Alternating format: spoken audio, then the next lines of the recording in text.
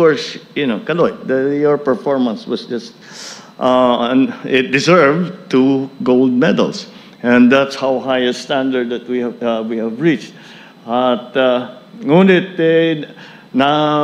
nakikita naman namin na siguro lahat naman kami rito pinagdadasal namin kayo.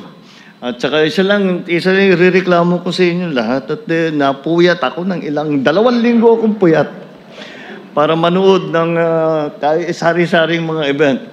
But yung puyat ko, worth it dahil talagang napakagandang panoorin kayo at makita kayo. At yung performance ninyo na naging bunga sa taon-taon na sakripisyo ng sarili ninyo, ng inyong mga coach, mga trainer, mga nutritionist, at lalong-lalo na mga pamilya ninyo.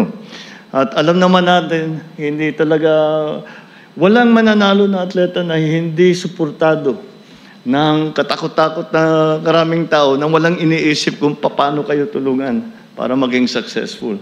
And